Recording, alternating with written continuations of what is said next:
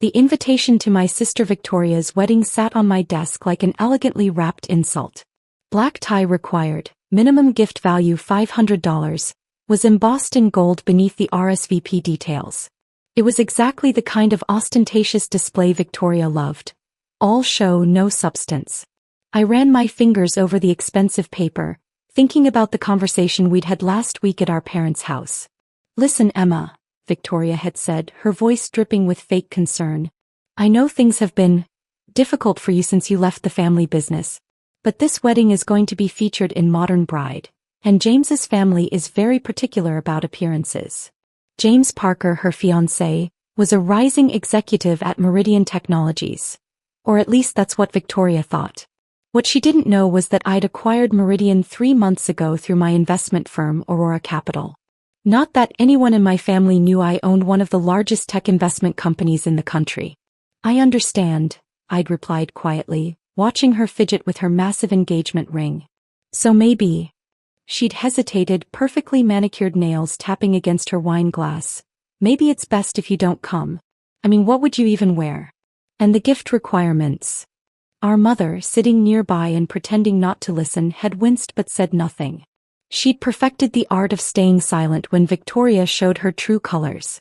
Now, sitting in my private office on the top floor of Aurora Tower, I looked at the latest acquisition reports from Meridian. James had no idea that tomorrow's routine meeting with the CEO was actually with me. He'd never met the elusive E.J. Morgan who'd bought the company. I preferred to work through intermediaries, keeping my identity hidden behind carefully constructed corporate veils. My phone buzzed, a text from Victoria. "About the wedding? I'm serious, Emma. No discount store dresses or cheap gifts. Better to just skip it." I set the phone down and turned to the window, looking out over the city skyline. 3 of the buildings I could see belonged to my portfolio companies. Not bad for someone Victoria considered too poor to attend her wedding. "Miss Morgan." My assistant Michael appeared at the door. "Mr. Parker has arrived for his pre-meeting. He's in the small conference room." "Thank you, Michael." "And Victoria's wedding planner called to confirm your anonymous donation. The $100,000 covers all remaining expenses, but as requested, they think it's from James's family." I smiled, thinking of Victoria's reaction when she learned her perfect wedding was being funded by the sister she deemed too poor to attend. But that would come later. "Miss Morgan." Michael hesitated. "Are you sure you want to do the reveal this way? At the rehearsal dinner?" I stood up, straightening my Chanel suit. Not that my family would recognize the subtle elegance of true luxury. They preferred obvious brands and flashy labels. "Victoria spent our entire lives making sure everyone knew she was the successful sister," I said quietly. "Tomorrow she'll learn what success really looks like." The small conference room was designed to intimidate. All glass and chrome and spectacular city views. James Parker sat nervously at the table reviewing his notes. He'd been trying to arrange this meeting for weeks, hoping to impress his mysterious new suit. "Mr. Parker," I said from the doorway, watching as he jumped to his feet. "Thank you for coming in early." "Of course, I'm sorry, I don't actually know the CEO's name. They're quite private." "Indeed they are," I agreed, taking a seat. "Tell me, how's the wedding planning going?" He blinked, surprised by the personal question. Very well. My fiancé has excellent taste. Though," he laughed nervously, "between us, I'm a bit worried about the cost. She has very high expectations." "And her sister?" I asked casually. "I understand she's not invited?" James shifted uncomfortably. "Victoria feels. That is, her sister's situation. It's complicated." "Life often is," I murmured, opening a folder. "Now about your position at Meridian. Your performance reviews are interesting." For the next hour, I led him through a detailed discussion of his work, watching him grow increasingly uncomfortable as it became clear how much I knew about his tendency to take credit for others' innovations. "One more thing," I said as he stood to leave. "The rehearsal dinner tomorrow night. I'll be attending." "I'm sorry." He looked confused. "It's family only." "Oh, I think you'll find I qualify." I smiled. After all, I'm the sister Victoria thinks is too poor to attend her wedding. The color drained from his face as understanding dawned. "Here, Emma? You're E.J. Morgan." "Indeed," I confirmed, enjoying his shock. But let's keep that our little secret until tomorrow night. I so hate to steal focus from the bride before her big day. As he stumbled out of the conference room, I turned back to the window. Victoria had always loved being the center of attention, crafting her perfect life story for everyone to admire. Tomorrow night, at her carefully choreographed rehearsal dinner, she'd learn that some stories have surprise endings. My phone buzzed again. Another text from Victoria. I've told everyone you're working abroad and couldn't make it. It's better this way. No one needs to know about your situation. I took a deep breath, thinking about the next 24 hours. Victoria had spent years building her image as the successful sister, while I quietly built an actual empire. Tomorrow she'd learn the difference. Sometimes the best revenge isn't proving someone wrong. It's waiting for the perfect moment to prove yourself right. The St. Regis Hotel's grand ballroom was transformed for Victoria's rehearsal dinner, dripping with crystal chandeliers and white orchids. I arrived deliberately late, wearing a simple black Valentino dress that probably cost more than the entire decorating budget. Not that Victoria would recognize true luxury. She preferred things that screamed their price tags. From my position near the entrance, I could see James at the bar, downing his second scotch in 20 minutes. He kept glancing nervously at the door, his perfect corporate facade cracking slightly. Victoria, holding court among her bridesmaids, hadn't noticed her fiancé's distress. "I'm sorry, miss." A wedding planner approached me with a clipboard. "This is a private event." "Emma Morgan," I said quietly. "Though I believe I'm listed under uninvited sister." Her eyes widened in recognition. Not of my name on the guest list, but of my face from the business magazines she'd probably seen. Before she could speak, Victoria spotted me. "What are you doing here?" she hissed, rushing over. "I specifically told you." "Hello, Victoria," I interrupted calmly. "Lovely venue. The orchids are a nice touch, though perhaps a bit obvious for a winter wedding." She flushed, probably remembering how she'd mocked my suggestion of using rare winter blooms instead. "You need to leave. This dinner is for successful people, not." She gestured vaguely at me. "Whatever it is you do." "Victoria," our mother appeared, looking uncomfortable. "Surely we can." "No, Mom," Victoria cut her off. "I will not have my perfect evening ruined by." She paused as James appeared beside her, his face pale. "Darling, tell security to escort my sister out." James tugged at his collar, loosening his tie slightly. "Actually, Victoria, about that, there's something you should know." "Mr. Parker," I said smoothly, enjoying his discomfort. "How was your meeting with the CEO yesterday?" The color drained from his face completely. Victoria looked between us, confusion replacing anger. "What CEO? James, what is she talking about?" Just then Michael appeared at my side. "Ms. Morgan, I have those documents you requested about the Meridian acquisition." "Morgan?" Victoria's voice rose slightly. "Your last name is Stewart." "Actually," I smiled, taking the folders from Michael, "I changed it legally when I started Aurora Capital. E.J. Morgan sounds better in boardrooms than Emma Stewart." The silence that followed was delicious. Victoria's perfect makeup couldn't hide her growing shock. Our mother's champagne glass froze halfway to her lips. "Aurora Capital," she whispered. "The investment firm that bought Meridian Technologies?" "Among other companies," I confirmed. "James has been trying to meet with his mysterious CEO for weeks. We had quite an interesting chat yesterday." Victoria turned to James, her voice shrill. "What is she talking about?" "Your sister," he said weakly, "is my boss. She owns Meridian. She's E.J. Morgan." The wedding planner, who had been hovering nearby, suddenly looked like she might faint. After all, E.J. Morgan was the anonymous donor who had saved the wedding when Victoria's budget spiraled out of control. "That's impossible," Victoria stammered. "Emma runs some tiny online business. She can barely afford rent." "Actually," I opened one of the folders, "I own this hotel, and the building where Meridian's headquarters is located, and about 30 other properties through Aurora Capital. That tiny online business was just a cover." Our father chose that moment to join the group, his face darkening as he realized who I was. "You've been lying to us? All these years?" "No," I corrected him. "I simply let you believe what you wanted to believe." Just like you let Victoria treat me like a failure because it made her feel better about herself. The ballroom had gone quiet, guests sensing the drama unfolding.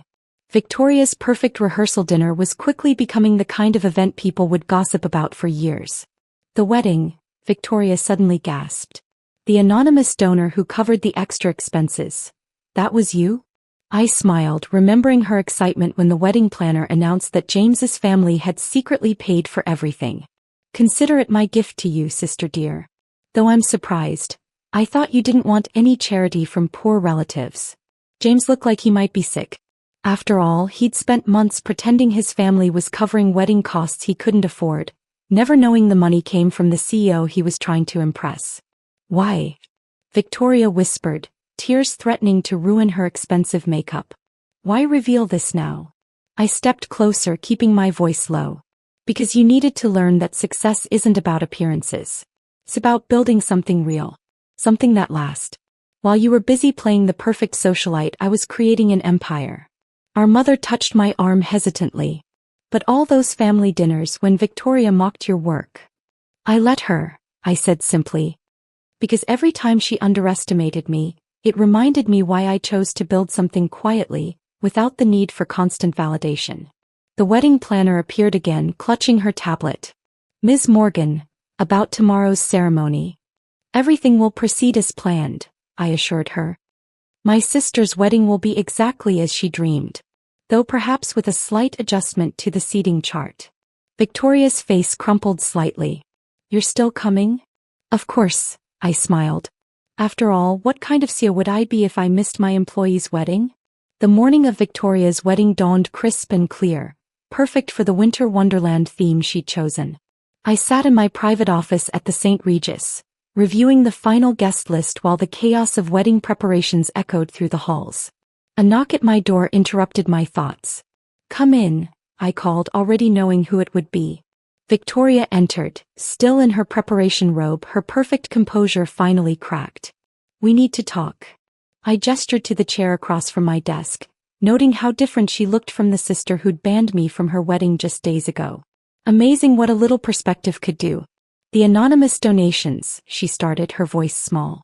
The venue upgrades, the premium flowers, the last-minute additions. You paid for everything? Yes, I confirmed, pulling out a folder. Would you like to see the receipts? I know how much you love verifying people's financial status. She flinched at the reminder of her own words. I deserve that. I don't understand. After everything I said, everything I did, why help make my wedding perfect? I stood and walked to the window, looking out at the city I'd quietly conquered while she was busy playing society princess. Because you're still my sister, Victoria. And sometimes success means being big enough to rise above petty revenge. But it wasn't just the wedding, was it? She pressed. James's promotion last month, the bonus that helped with the down payment on our house. All approved by his mysterious Sue, I confirmed. Though I should mention, those were based on his actual merit, not his connection to you. When he's not trying to impress people, James is quite talented. Tears started rolling down her cheeks, threatening to ruin her pre-makeup preparations. All these years I thought I was the successful one.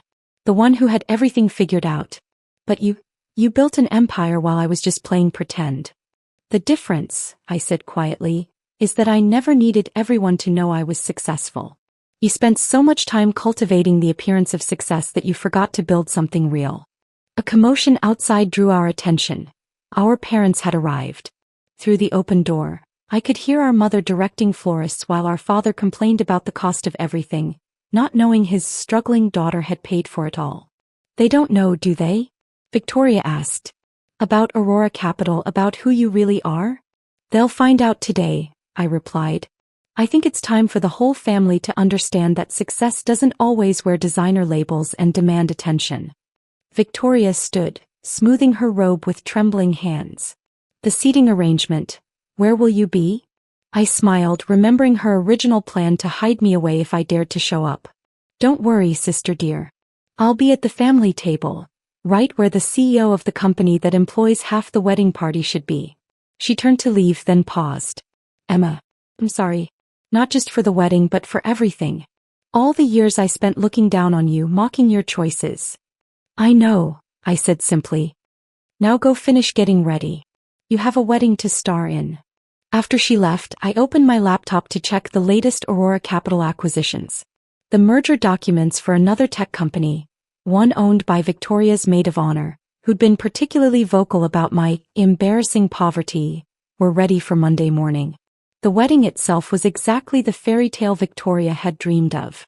The ballroom transformed into a crystal-draped winter wonderland, every detail perfect, every moment choreographed. But there was a subtle shift in the atmosphere. The society guest who'd been prepared to whisper about the poor sister instead found themselves sharing space with one of the most powerful CEOs in the city. The bridesmaids who'd followed Victoria's lead in excluding me now realized they were networking with someone who could make or break their careers. During the reception, I watched Victoria and James share their first dance. They moved differently now, the desperate need to prove their status replaced by something more genuine. Amazing how humility could improve one's posture. Our parents approached my table, both still processing the revelation of who their failing daughter had become. All this time, our mother began, tears in her eyes. We thought. You thought what you wanted to think, I finished for her. You saw what you expected to see. But why keep it secret? Our father demanded. Why let us believe you were struggling? I took a sip of champagne, the premium vintage I'd upgraded to without Victoria's knowledge. Because you needed to learn that your definition of success wasn't the only one that mattered. Later that night, as the celebration wound down, I found Victoria alone on the terrace. She'd changed out of her massive wedding gown into a simpler dress for the after-party. Thank you, she said quietly, looking out over the city lights. Not just for the wedding but for teaching me what real success looks like. I joined her at the railing. Keep that lesson in mind when you return from your honeymoon. James's position at Meridian will be what he makes of it, no more, no less. She nodded, understanding the subtle warning. And us? Where do we go from here? That depends, I replied. Are you ready to be the sister of E.J. Morgan, rather than trying to be the successful sister everyone envies? A small smile crossed her face. Genuine this time, not the practiced society smile she usually wore. I think I'm ready to be Victoria, getting to know her sister Emma for who she really is. The text from Dad arrived on November 25th. And no failures at Christmas dinner. Your presence would make everyone uncomfortable. Maybe next year when you've made something of yourself. I stared at my phone in my real office, the entire top floor of Morgan International's headquarters, watching the winter snow fall on the city I largely owned. On the screens behind me, stock tickers showed my company's latest acquisitions. My assistant Catherine's voice came through the intercom. Ms. Morgan, the property acquisitions are complete. We now own all 5 of your family members' mansions through various subsidiaries. Perfect timing, I smiled, remembering last Christmas when my sister Amanda had mockingly offered to help me find an apartment more suited to my means. Should I prepare the eviction notices? Catherine asked. Not yet. Let's wait for Christmas morning. Nothing says holiday cheer like a foreclosure. My phone buzzed again, Mom this time. Darling, you understand why we can't have you at dinner. Amanda's new CEO friends will be there. We can't have them knowing about your situation. My situation, being the fact that I secretly owned their mortgage companies, investment firms, and now their homes. All while letting them think I ran a struggling small business. Catherine entered with more papers. The final property evaluations are in. Your family's combined real estate is worth approximately $47 million. And how much did we pay? Due to their hidden financial troubles? Less than half that. She smiled. They were so desperate for quick cash they never checked who was really buying. My phone lit up with photos from Amanda. Her mansion's Christmas decorations, her new car, her designer holiday outfit. All paid for with loans from banks I quietly controlled. Status report on their finances? I asked Catherine. Your brother Thomas's hedge fund is underwater. Amanda's tech company is bleeding money. Your younger sister Patricia's luxury retail chain is 3 months from bankruptcy. She paused. None of them can actually afford their lifestyles. And they have no idea their mysterious new landlord is their failure sister? None. The properties were purchased through shell companies. Even their lawyers don't know you're behind it. I stood walking to the window of my empire. Below, holiday shoppers hurried past buildings I owned, carrying bags from stores I controlled, their purchases financed by my banks. Send the eviction notices on Christmas morning, I decided. 9 a.m. sharp when they're opening presents. That's rather cold, Catherine observed. Colder than being banned from Christmas? Than having my family mock my failed business while I secretly built an empire. I turned back to my desk. Besides, I'm giving them a gift, a lesson in humility. My phone buzzed with another family text, the group chat this time.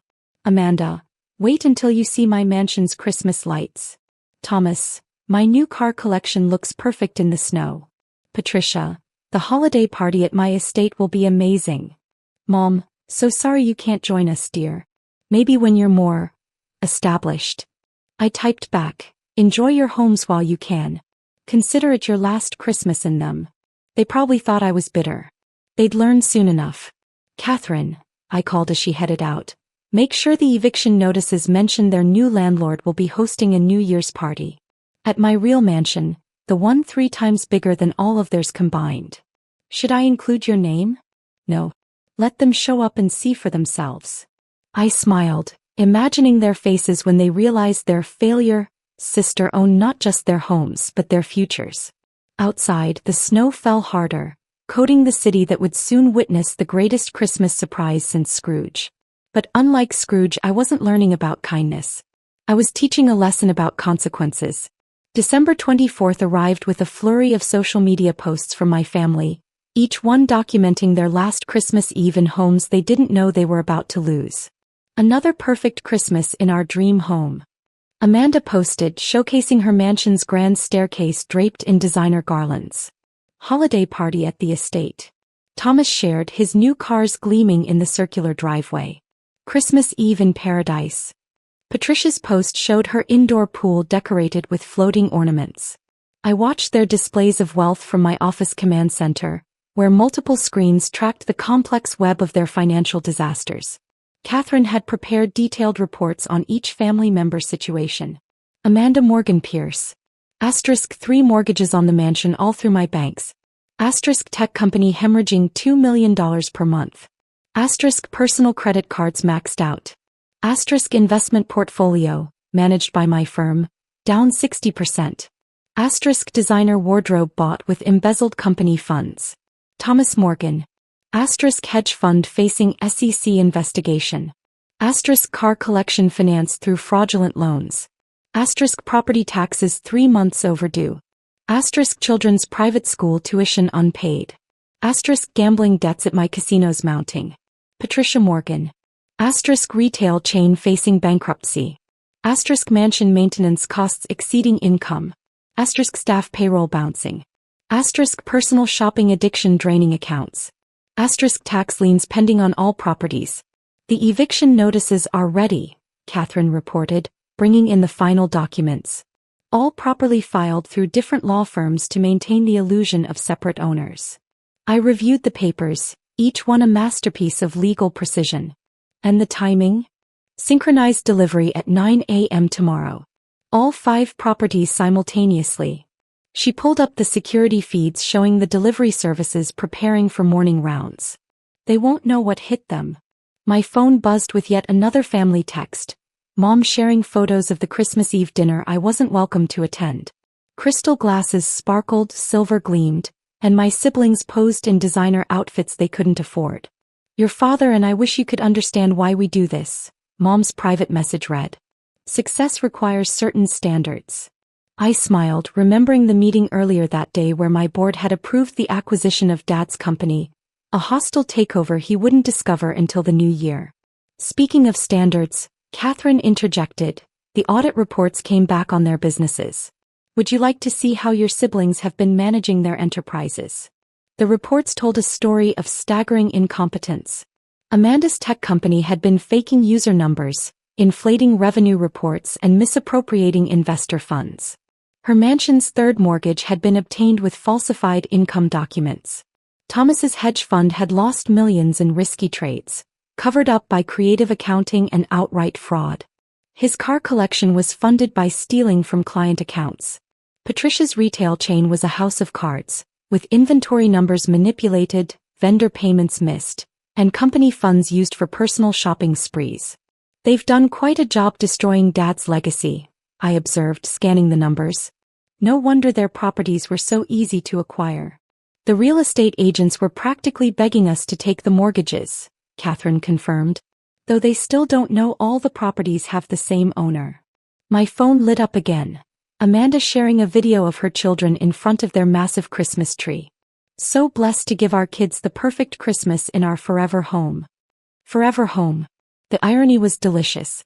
The moving companies are on standby, Catherine reported. As requested, they'll arrive an hour after the eviction notices. All 5 properties simultaneously. And the New Year's party invitations? Sent through the property management firms. Very elegant, very mysterious. They'll never suspect their failure. Sister is the host until they arrive. I stood walking to my office windows. The city sparkled with Christmas lights, many of them on buildings I owned. Tomorrow my family would learn that their perfect Christmas was their last in homes that were now mine. Should I have security ready for tomorrow? Catherine asked. They might not take the news well. Have teams at each property, I confirmed. But tell them to be discreet. I want videos of their reactions, not a scene. My phone buzzed one final time, Dad's message to the family group. Proud to have such successful children celebrating in their beautiful homes. A perfect Morgan family Christmas. I typed back, enjoy your celebrations.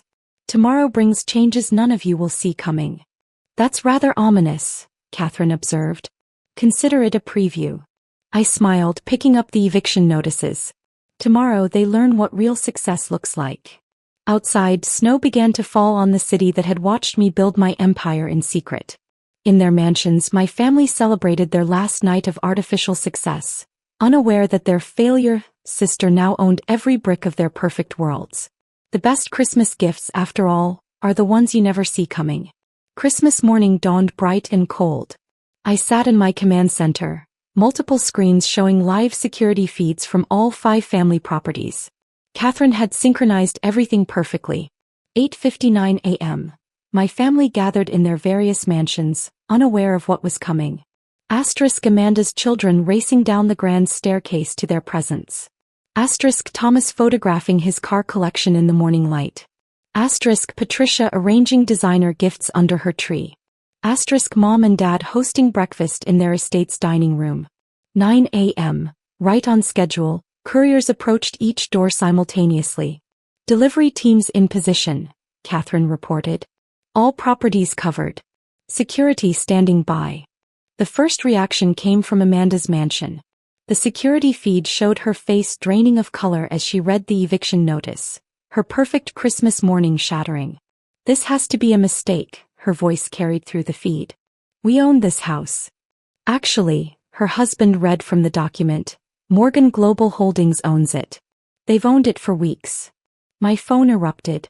Amanda, emergency. Someone's claiming they own our house. Thomas, just got served papers. This can't be legal. Patricia, my mansion's being foreclosed on Christmas? Mom, Richard, call the lawyers now. 9:15 a.m. Right on cue, moving trucks pulled up to each property. Your timing is masterful, Catherine observed as we watched the chaos unfold across multiple screens. Thomas was having a meltdown in his garage, clutching the eviction notice while staring at his soon-to-be repossessed car collection. These vehicles are mine. Patricia had collapsed onto her designer sofa, mascara running. But I just renovated the pool house. The best feed was from my parents' estate. Dad was on the phone with his lawyers, his face growing increasingly pale as they confirmed the legitimacy of the eviction. The properties were all legally acquired, his lawyer explained. Through different companies but all owned by Morgan Global Holdings. Who the hell is Morgan Global Holdings? Dad demanded. I picked up my phone, typing into the family group chat. Maybe you should have invited your failure daughter to Christmas after all. Silence across all feeds. Then explosion. Amanda, what are you talking about? Thomas, this is impossible. Patricia, you can't afford a studio apartment. Mom, Emily, what have you done?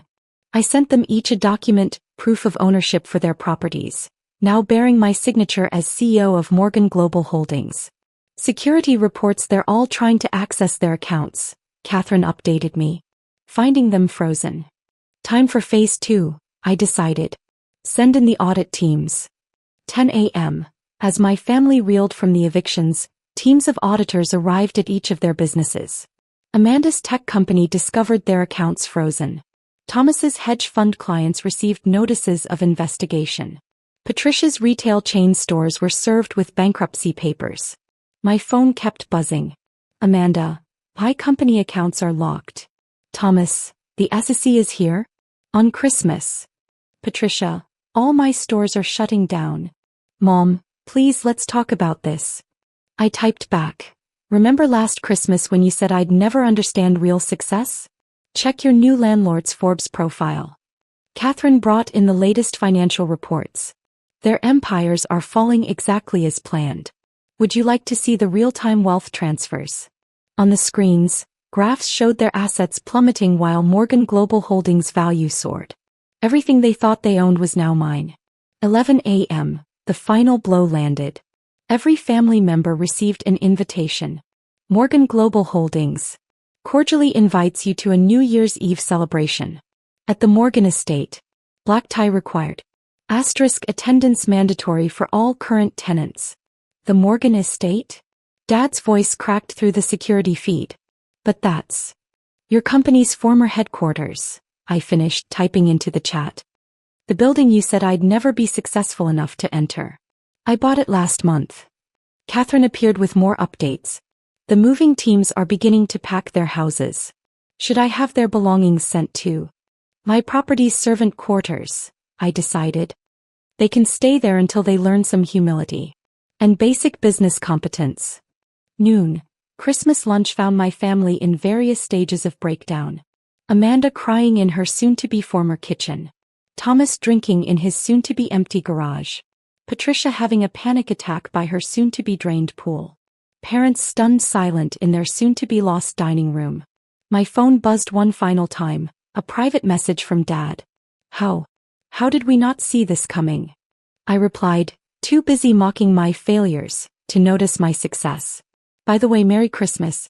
Consider this your gift, a lesson in real business acumen. Catherine brought in champagne. The properties will be fully vacant by dinner. Would you like to tour your new acquisitions? No need. I smiled, watching my family's perfect worlds crumble across multiple screens. I'll see them all at the New Year's party. In my mansion. The one that makes theirs look like guest houses. Outside, Christmas continued in the city I owned, while inside their soon-to-be former homes, my family learned the true meaning of success and failure. Sometimes the best gifts aren't under the tree. Sometimes they're served in legal documents, delivered at 9 a.m. on Christmas morning. As evening fell, Catherine brought in the final reports of the day. Amanda's tech company board has called an emergency meeting for tomorrow. They've discovered her creative accounting. Thomas's hedge fund clients are demanding immediate audits. Several have already filed lawsuits. Patricia's retail chain suppliers are freezing deliveries due to bounced payments. And your parents' social circle is buzzing about their sudden, financial restructuring. My phone had finally stopped buzzing, replaced by a deafening silence from my family. The security feeds showed them all packing, their designer Christmas decorations being carefully removed by moving teams. Should I have their things placed in storage instead of the servant quarters? Catherine asked. No. Let them experience life without their luxuries. I watched Amanda carefully wrapping her crystal collection. Besides, the servant quarters of my estate are still larger than my first apartment, the one they mocked as embarrassingly small. A final message arrived from Mom. We never meant to hurt you. We thought we were motivating you to succeed. I replied, congratulations. Your plan worked perfectly. See you at New Year's in my mansion, wearing the clothes I allow you to keep, celebrating my success. Catherine appeared with one last update. The business news channels want statements about the Morgan family properties changing hands. Should I release the full story? Not yet. Let them discover it at the party. I smiled, watching the moving trucks pull away from my newly acquired mansions. Sometimes the best revenge isn't just success. It's making them watch that success up close from the servant quarters of your estate. As Christmas night fell, 5 moving trucks carried my family's possessions to their new, humbler accommodations. In my office, screens showed their empty mansions, their failed businesses, and their shattered illusions of success. Next Christmas, they'd know better than to ban family members from dinner. Assuming, of course, they earned back the right to attend. After all, as their eviction notices stated, success isn't inherited, it's earned. And I had earned every bit of mine. Effective immediately, I'll be taking control of Morrison Enterprises, my sister Charlotte announced to the stunned employees gathered in the main conference room. My father's illness means someone needs to step up, and as the most qualified Morrison, I'm the natural choice. I watched from the back of the room, noting how she'd already redecorated Dad's office with her awards and credentials before he'd even been in the hospital for 24 hours. The Harvard MBA diploma held center stage, something she never failed to mention at every family gathering. My phone buzzed quietly. Final transfer complete. 51% ownership secured through offshore holdings. Board documents prepared for tomorrow's meeting. Marcus. I typed back a quick, proceed as planned, while Charlotte continued her impromptu coronation speech. Some changes will be necessary, she declared, her voice dripping with corporate buzzwords. We need to streamline operations, optimize efficiency, and most importantly, modernize our approach to. I tuned out the rest, having heard variations of this speech during countless family dinners. While Charlotte had spent the last 5 years climbing Morrison Enterprises' corporate ladder through our father's influence, I'd been quietly building something much bigger. The consulting business, my family dismissed as a hobby, had grown into Shadow Peak Holdings, a private investment firm that now controlled businesses worth billions across 3 continents. For the past year, I'd been systematically acquiring Morrison Enterprises stock through a complex network of shell companies. Of course, Charlotte's voice cut through my thoughts, some positions will need to be re-evaluated. Her gaze fell meaningfully on me. Sarah, as head of our smaller regional accounts, I trust you understand that in times of transition, every role must justify its existence. The irony almost made me smile. My smaller regional accounts position was simply a cover that allowed me to monitor the company while I acquired it piece by piece. The real Sarah Morrison spent her days orchestrating global mergers and acquisitions that would make Charlotte's Harvard professor's head spin. I understand completely, I replied mildly, playing my part as the underachieving younger sister. The one who'd attended state college. The one who settled for a modest career. The one they'd all underestimated. After the meeting, I visited Dad in the hospital. He lay there connected to monitors, but his eyes were alert and knowing when I walked in. Is it done? He asked quietly. I showed him my phone screen with the confirmation. Final shares purchased this morning. Board meeting tomorrow at 9 a.m. He smiled weakly. Charlotte has no idea, does she? None. I sat beside his bed. She's already moved into your office. Changed the nameplate and everything. And the employee stock program she wants to eliminate? Safe, I assured him. Along with everyone's jobs and benefits. The only position being eliminated tomorrow will be her new one as CEO. Dad reached for my hand. I should have told her years ago that you were the one I was grooming to take over. That all those small accounts you managed were actually our largest corporate clients. It worked better this way, I said. Charlotte needed to show her true colors. And she did, the moment she thought she had power. My phone buzzed again. Another message from Marcus. Board packets distributed. Members receiving ownership disclosure documents now. Expect interesting reactions at tomorrow's meeting. Dad chuckled at the message. I wish I could see her face when she realizes her little sister now owns the controlling interest in Morrison Enterprises. About that, I pulled out my tablet. Want to watch the board meeting tomorrow via secure video feed? I had our IT team set it up specially. Wouldn't miss it. His eyes twinkled. Just make sure the cameras catch her good side when she learns who Catherine Shaw really is. Catherine Shaw, my professional alias, the mysterious investor who'd been buying up Morrison Enterprises stock for the past year. The name that would appear on tomorrow's ownership documents, revealing that the company's fate rested not in Charlotte's manicured hands, but in mine. As if on cue, Charlotte burst into the hospital room, still riding high on her presumed promotion. Sarah, why are you still here? Don't you have those quarterly reports to finish? Just visiting Dad, I said, slipping back into my submissive role. I'll have those reports ready for tomorrow's board meeting. Oh, don't bother attending, she waved dismissively. It's really for executive-level personnel only. You understand? Of course. I stood, squeezing Dad's hand knowingly. I wouldn't want to intrude on your big moment. That evening, I worked from my modest downtown apartment. Actually, the entire top floor of the city's most prestigious building, though my family thought I lived in a small rental across town.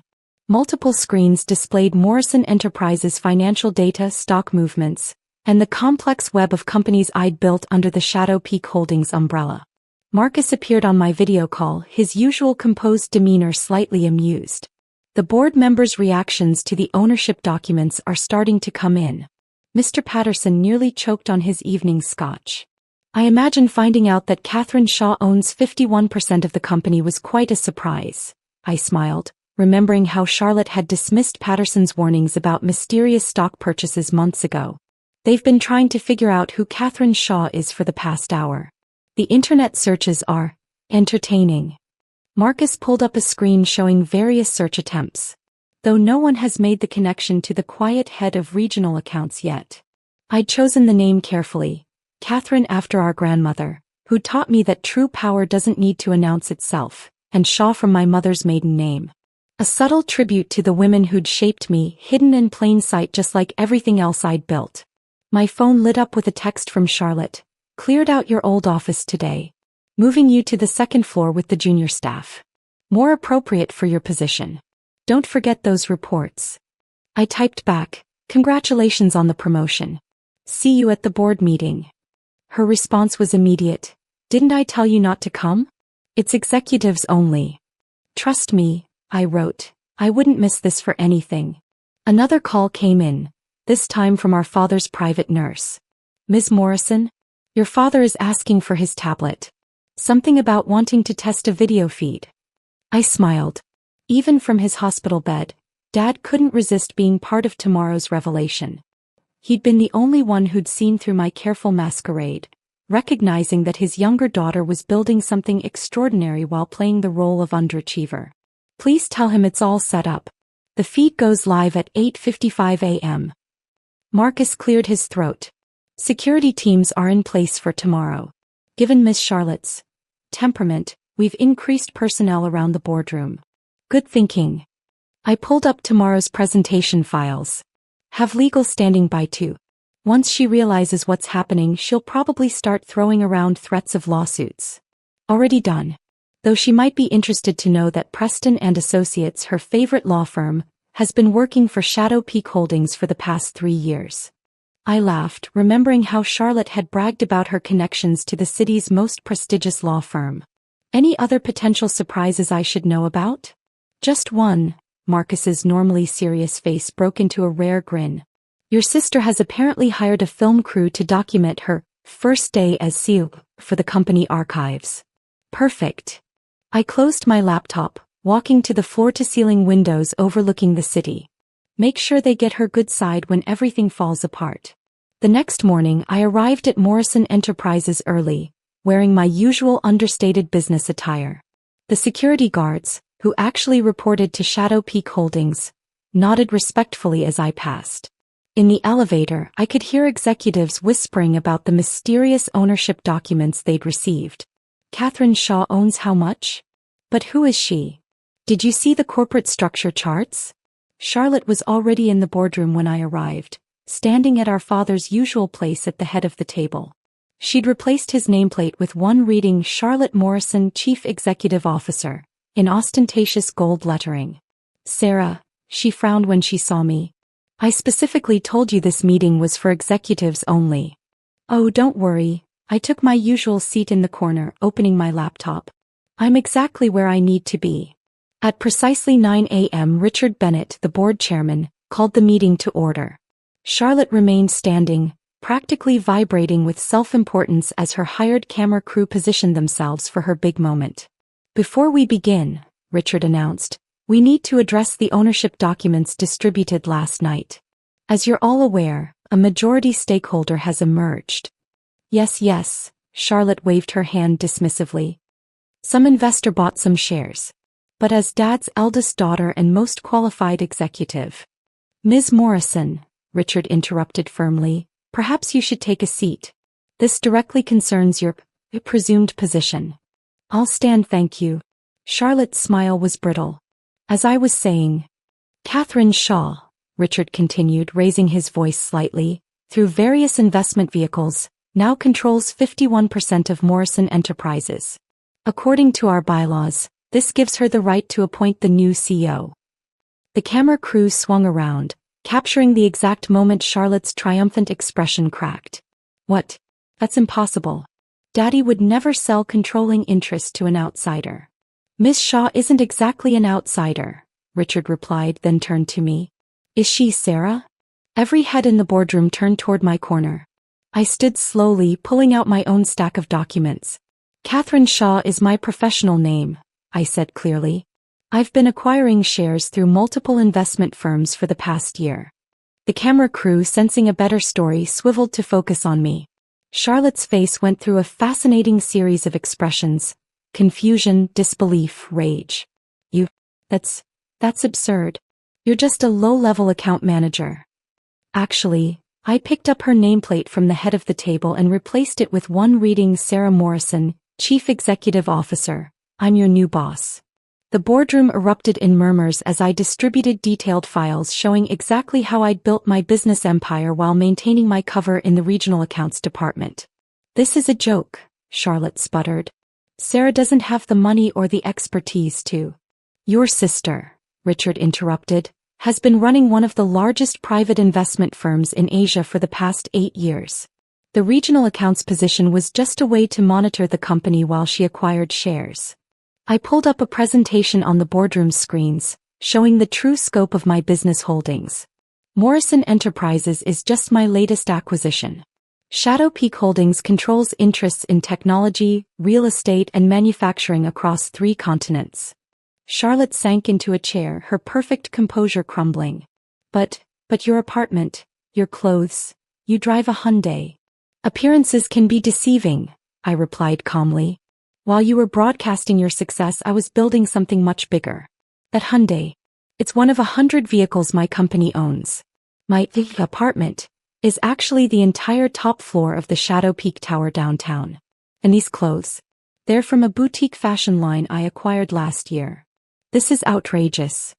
Charlotte suddenly stood up, her voice shrill. I'm calling Daddy's lawyers. You mean Preston and Associates? I smiled. They've been working for Shadow Peak Holdings for 3 years. In fact, they helped structure the share purchases that gave me control of Morrison Enterprises. Just then, the boardroom's main screen came to life, showing our father in his hospital room, grinning broadly. Hello everyone, he said cheerfully. I hope I haven't missed the best part. Charlotte whirled toward the screen. Daddy, you can't let her do this. I'm the one with the Harvard MBA. I'm the one who tried to dismantle the employee stock program? Dad interrupted. Who planned to lay off half our longtime staff? Who moved into my office before I'd been in the hospital for 24 hours? But, Charlotte looked around wildly, finding no allies among the board members. This isn't fair. Actually, I pulled up another document. It's perfectly fair. While you were focusing on titles and corner offices, I was learning every aspect of this business from the ground up. Dad's been aware of my plans for months. You knew? Charlotte asked Dad, her voice small. Of course I knew, he replied. Who do you think suggested Sarah take this approach? I've watched both my daughters carefully over the years. One saw leadership as a crown to be worn, the other saw it as a responsibility to be shouldered. The next hour was a detailed presentation of my vision for Morrison Enterprises. Charlotte sat silently, watching as the board members grew increasingly enthusiastic about my plans. By the end, even her hired camera crew had abandoned her to focus on the real story. The quiet sister who'd built an empire while everyone was looking the other way. One last thing, I announced. Charlotte, you're not being fired. She looked up, surprise breaking through her shock. You're being reassigned to our new European division, as a junior executive. It's time you learned how to build something, not just inherit it. Why? She asked quietly. Why not just fire me? Because that's the difference between us, I replied. You see business as a way to elevate yourself. I see it as a way to elevate everyone. Besides, I smiled, Dad always said family should stick together. As the board members filed out, congratulating me on my presentation, Charlotte remained seated, staring at her reflection in the polished table. How did none of us see it? She wondered aloud. All those years. You saw what you expected to see, I said, gathering my papers. The quiet sister in regional accounts, living modestly, driving an old car. You never asked yourself why someone with my financial background would stay in an entry-level position for 8 years. And Dad? He really knew all along. He figured it out last year when Shadow Peak Holdings started acquiring tech companies in Asia. He always said I reminded him of himself when he was younger, building something from nothing, staying quiet until the moment was right. I held the door open. Coming. Dad's waiting to talk to both of us. She stood slowly, her designer suit suddenly seeming like a costume. I've been horrible to you. Yes, you have, I agreed. But now you have a chance to learn what real leadership means. Starting with humility. As we walked to the elevator, Charlotte spoke softly. The camera crew got everything, didn't they? Every moment, I confirmed. But don't worry. The company archives will show this as the day Morrison Enterprises moved forward, not just the day your little sister outmaneuvered you. Sometimes the quietest person in the room is the one you should watch most carefully. They might just be building an empire while you're busy announcing your own importance. As we rode down in the elevator, my phone buzzed one last time. It was Marcus. Shall I prepare the press release about the new CEO? I looked at Charlotte, who was staring at her reflection in the elevator's mirrored walls, her perfect world thoroughly shaken. No, I replied. Let's give my sister some time to adjust. After all, true power doesn't need to announce itself. The doors opened to reveal a lobby full of employees, all waiting to see what had happened in the board meeting. Charlotte instinctively straightened her spine, ready to face them with her usual bravado. But then she paused and stepped aside, letting me exit first. Maybe she was finally learning. I stared at my reflection in the mirror, smoothing down my black designer dress. Not the kind you buy at a department store, but the kind that speaks of corner offices and board meetings. The invitation to Anderson & Co.'s 30th anniversary gala sat on my vanity, its gold lettering catching the light. The same company where my father had worked for 25 years, climbing from junior accountant to senior partner. The same company he told me I'd never be good enough for. You're too soft for business, Emma, he'd say, shaking his head whenever I mentioned following in his footsteps. Leave the real work to your brother Michael. My phone buzzed. Speak of the devil. Dad's name flashed across the screen. I considered letting it go to voicemail, but old habits die hard. Emma. His voice was sharp like it always was when he talked to me. I heard you're planning to attend the company gala tonight. I took a deep breath. Yes, I received an invitation. From who? The suspicion in his tone was unmistakable. Does it matter? I kept my voice neutral, professional. 5 years ago his tone would have made me stammer and apologize. Not anymore. Listen carefully, he said. You're not welcome at the company party. This is for Anderson & Co. employees and important clients only. Not. He paused and I could practically hear the sneer. Whatever it is you're doing these days. I smiled, though he couldn't see it. If only he knew what whatever actually meant. I understand perfectly, Dad, I said calmly. Have a good evening. I hung up before he could respond, something I'd never have dared to do before. But I wasn't that scared little girl anymore, the one who'd left home 5 years ago with nothing but a business degree he'd dismissed as useless and determination he'd called stubbornness. My assistant Sarah knocked on my office door. Yes, my office on the top floor of a building my father had no idea I owned. Everything's set for tonight, she said, her eyes gleaming with anticipation. The papers will be signed at midnight. Anderson & Co. won't know what hit them. I nodded, picking up the invitation again. 5 years of careful planning, of building my own company from scratch, of making strategic acquisitions while keeping my name out of the headlines. 5 years of watching my father promote my brother despite his mistakes. Of hearing about family dinners I wasn't invited to, of being the daughter they pretended didn't exist. And tonight at the Grand Anderson & Co. anniversary gala, everything would change. Because while my father was busy telling me I wasn't welcome, he had no idea that as of midnight, I wouldn't just be attending his company's party. I would be owning it. The takeover had been months in the making. Quiet purchases of shares, private meetings with board members, carefully orchestrated negotiations with their biggest client, Maxwell Industries. My father, so confident in his position, hadn't even noticed the ground shifting beneath his feet. "Your car's ready," Sarah said, breaking into my thoughts. "And Mr. Maxwell confirmed he'll make the announcement at midnight." I stood up, smoothing my dress one last time. "Perfect. Let's give them a party they'll never forget." As my driver pulled up to the Anderson & Co. building, I could see the celebration in full swing through the floor-to-ceiling windows. Crystal chandeliers sparkled overhead, champagne flowed freely, and the city's business elite mingled in their finest attire. I took one last deep breath, grabbed my clutch and stepped out of the car. It was time to crash my father's party and his world. Walking into the office that morning, 6 hours before the gala, I couldn't help but remember the first time I'd stepped into Anderson & Company. I was 12, it was "Take Your Child to Work" day, and I'd been so excited to see where my father spent his days. I'd worn my best dress, a blue cotton thing with a Peter Pan collar that I thought made me look professional. How naive I'd been. "Emma, sit quietly and don't disturb anyone," Dad had instructed, parking me in a corner of his office with some coloring books. Meanwhile, Michael, only 2 years older than me, got to sit in on meetings, was introduced to clients, and was treated like a future executive in training. That day set the tone for the next 15 years. Every achievement of mine was dismissed, every ambition discouraged. When I graduated top of my class in business school, Dad barely looked up from his newspaper. "Book smarts aren't everything, Emma. Michael has real business instincts." The same Michael who had lost the company 3 major clients in his first year as junior partner. I walked through my own office now, running my fingers along the sleek mahogany desk. The view of downtown Manhattan stretched out before me, the Anderson & Co. building visible from my window. 5 years ago, I'd stood on the street looking up at that building, tears streaming down my face after another family dinner where I'd been told I wasn't cut out for the business world. "You're too emotional," Mom had said, not unkindly but with that patronizing tone she'd perfected over the years. "Maybe you should look into teaching or social work. Something more suitable." That night I'd made a decision. If my family wouldn't give me a chance, I'd create my own.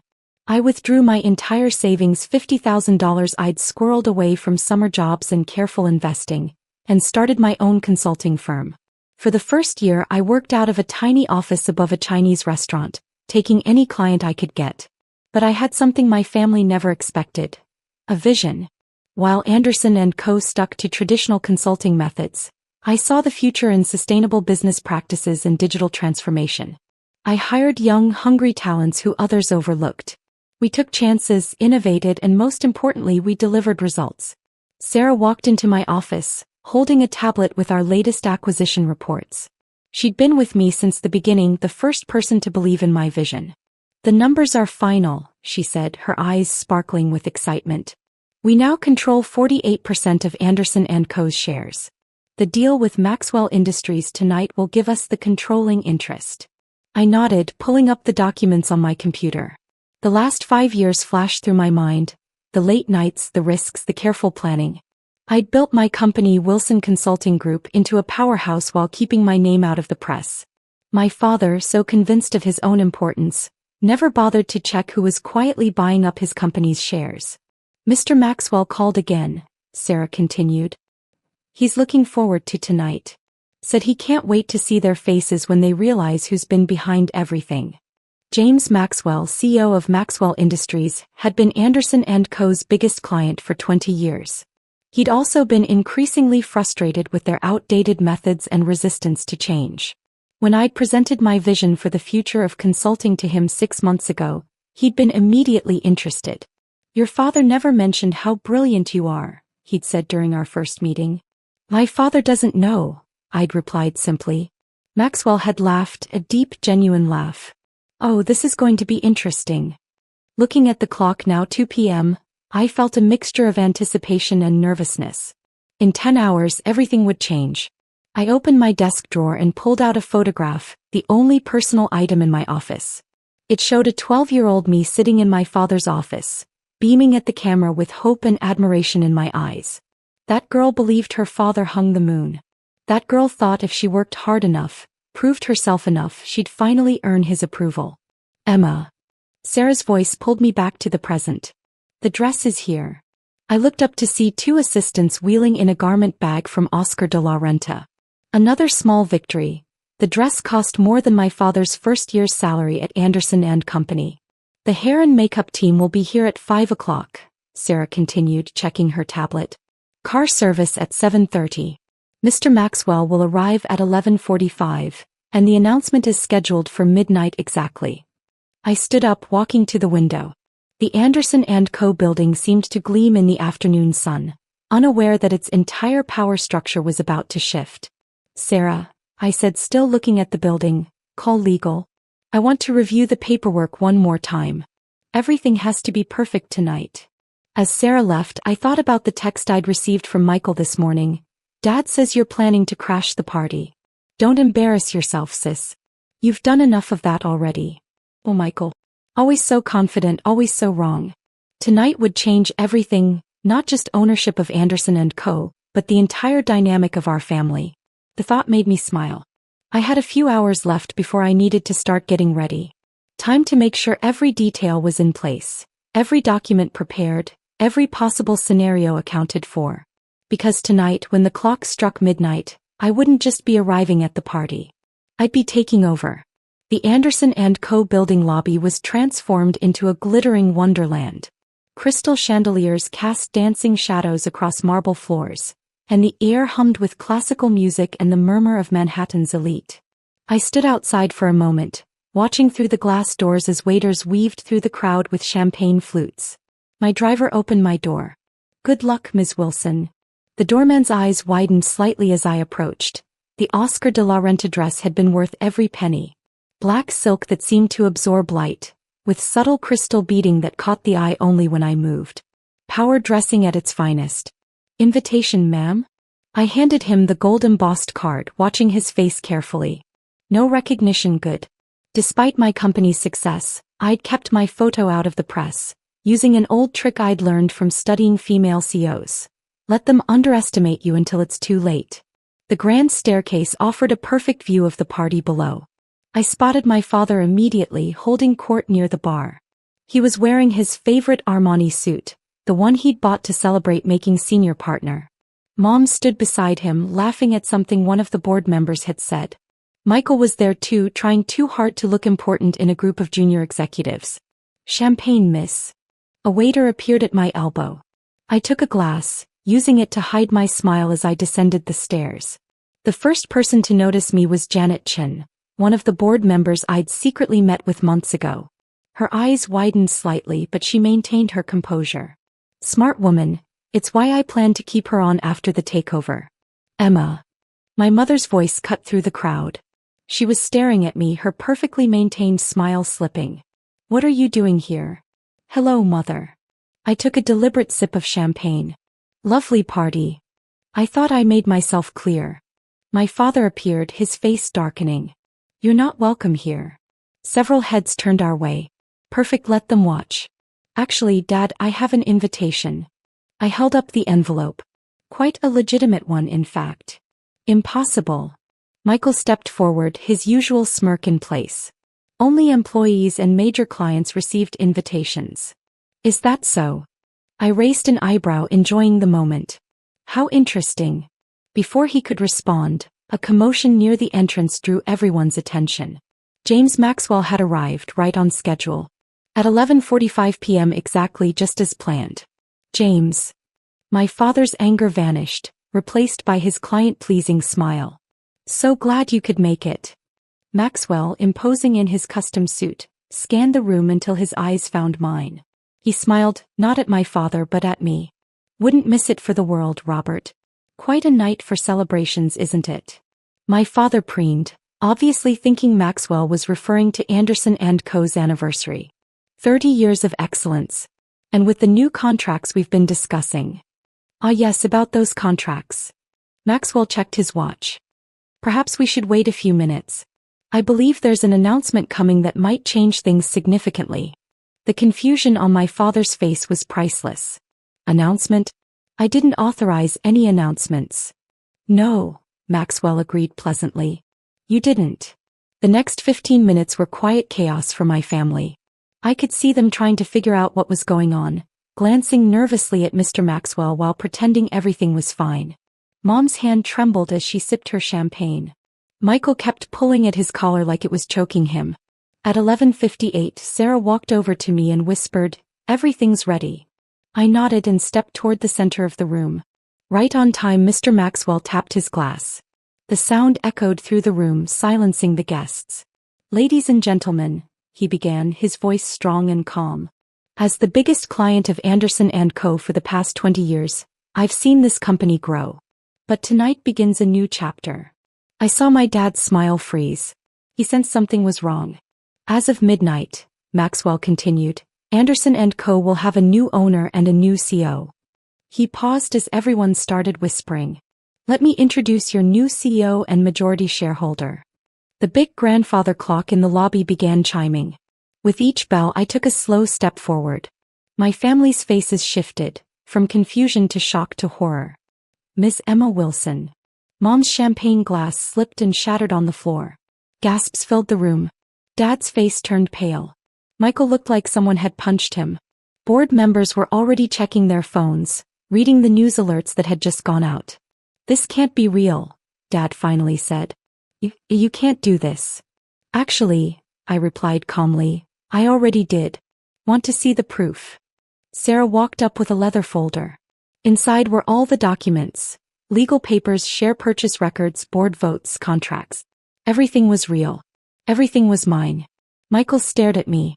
"Wait, Wilson Consulting Group? That's you." I smiled. "Yes, Michael. The same company you said was a joke. The one you said would never go anywhere. It's now the fastest growing consulting firm in the country. And it owns this company." As the clock finished its final chime, I stood in the very room where I was once made to feel like I didn't belong. I felt proud but also a little sad. This moment was everything I had worked for. But it also meant closing the door on my family as I knew it. "So," I said, standing tall, "should we talk about the future of Anderson & Co.? Or should I say," I paused, "Wilson Global Partners?" The next morning, I arrived at the office, now officially Wilson Global Partners, at 7 a.m. sharp.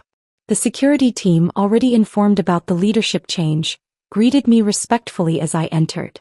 My heels clicked against the marble floors. I noticed leftovers from last night's party, an empty glass, a dropped canopy. I took the executive elevator straight to what used to be my father's corner office. Sarah and her team had worked overnight to transform it. The dark wood furniture was gone, replaced with modern glass and steel. Old paintings had been replaced with digital screens showing live business data and global market news. "Good morning, Ms. Wilson," Sarah said, handing me a coffee. "Your father and brother have been in the conference room since 6. I smiled, remembering my father always saying, "The early bird gets the worm, Emma." Not that you'd understand. If only he knew how many early meetings I'd had while secretly building my empire. "How many employees are here so far?" I asked as I sat down. "About 30. We sent out the official memo at 5 a.m. Social media is already blowing up." I opened the news apps on my tablet. The headlines were exactly what I expected. Emma Wilson shocks business world with surprise takeover. Wilson Consulting Group buys Anderson & Co. Daughter becomes CEO in stunning power move. "Your mother called 4 times, Sarah said quietly. "I'm not surprised," I said, sipping my coffee. "Any updates from the board?" "All but 2 are supporting the transition. Janet Chin has been especially helpful calming the nervous shareholders." I nodded. Everything was going exactly as planned.